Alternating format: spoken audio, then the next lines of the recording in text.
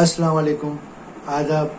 आज हम यहाँ पर जो देश में अलग अलग राज्यों में उनके कुछ ज़िलों में जो यहाँ पर रामनवमी के जुलूस में जो दंगे हुए हैं, हम उस बारे में बात करने जा रहे हैं कि किस तरह देश के कई राज्यों में और उनके कई ज़िलों में दंगे यहाँ पर हुए हैं।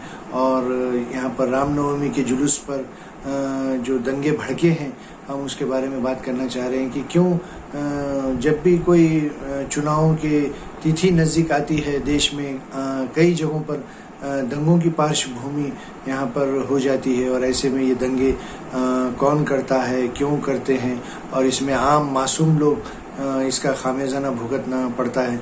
महाराष्ट्र के संभाजी नगर में भी यहाँ पर दंगा भड़का और यहाँ पर कई गाड़ियों को फूंका गया, वाहनों को पुलिस के जलाया गया। और ये दंगा क्यों भड़का और इसके पीछे किसकी साजिश है, ये एक चर्चा का विषय है। और बिहार के भी कई ज़िलों में यहाँ पर दंगा भड़का और वेस्ट बंगाल में भी यहाँ पर हावड़ा में यहाँ पर जुलूस के दरमियान दंगा भड़का और दो गुटों में यहाँ पर आपस में पथराव हुआ और पुलिस ने इसको कंट्रोल किया। लेकिन जब भी कोई चुनाव जैसे जैसे करीब आते हैं देश में कई जगहों पर दंगे भड़कते हैं और आरोप प्रति आरोप का यहाँ पर माहौल बन जाता है। और बिहार में भी गैर भाजपा सरकार है, वेस्ट बंगाल में, लेकिन महाराष्ट्र में भाजपा और शिंदेगढ़ शिवसेना की सरकार है। लेकिन महाराष्ट्र में भी अहमदनगर और संभाजी नगर में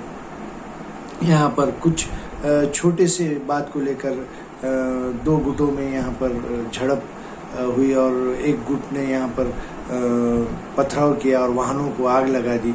और ऐसे में जो दंगाई होते हैं वो फरार हो जाते हैं, लेकिन जो बेगुनाह लोग यहाँ पर पकड़े जाते हैं।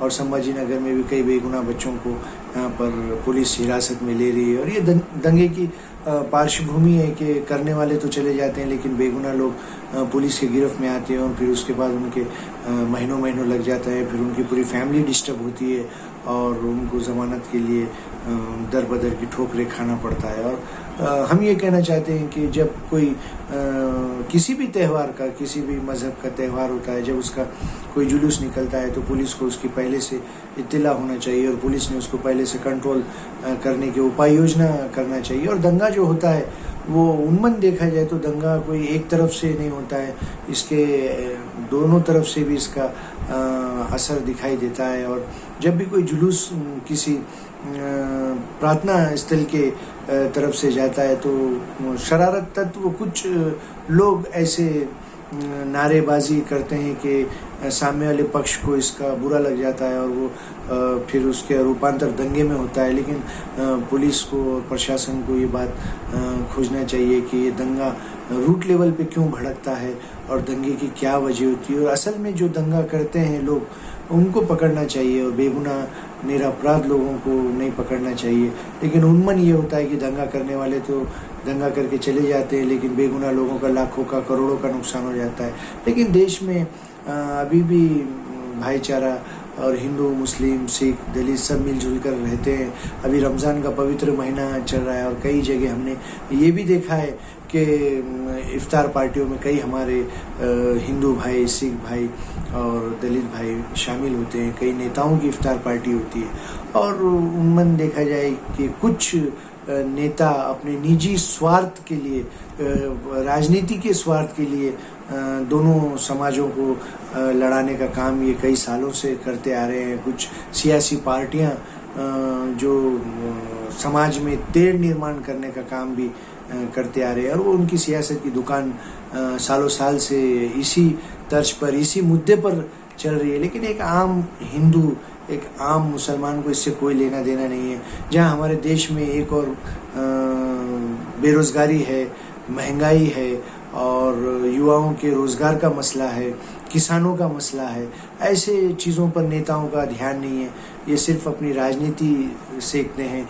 और अब 2024 का लोकसभा का और विधानसभा के चुनाव भी आ रहे हैं और इसको देखते हुए कुछ सियासी पार्टी के नेता अभी से माहौल बनाने की कोशिश कर रहे हैं और उनको सिर्फ एक ही मुद्दा यहाँ पर दिखाई देता है, हिंदू मुसलमान, मंदिर मस्जिद। लेकिन आम हिंदू मुसलमान को इससे कोई लेना देना नहीं है। हिंदू अपनी जगह अपना काम कर रहा है, अपनी रोजी रोटी कमा रहा है, मुसलमान अपनी जगह अपना काम कर रहा है, अपनी रोजी रोटी कमा रहा है। लेकिन सियासी लोग इन बेगुनाह लोगों को लड़ाते हैं और इनकी लाखों करोड़ों की प्रॉपर्टी बर्बाद होती है और देश का माहौल ख़राब होता है। ऐसे में आम हिंदू आम मुसलमानों को ये सोचना चाहिए कि इसमें हमारा क्या भला और देश की आज़ादी हमने कितनी मुसीबत से ली है और हमारा देश आज पूरे विश्व में इसका नाम लिया जाता है भाईचारगी में, तरक्की में, विकास में, उन्नति में। तो एक आम हिंदू और मुसलमान को ये सोचना चाहिए कि दंगे फसादों से किसी का कोई भला नहीं होता और हम 5-10 साल जो भी शहर में दंगा होता है वो शहर 5-10 साल पीछे चला जाता है और इसकी जो उन्नति है, डेवलपमेंट है, विकास है, वो 10 साल 20 साल पीछे चले जाता है। चलिए फिर एक नए मुद्दे के साथ, अल्लाह हाफिज़।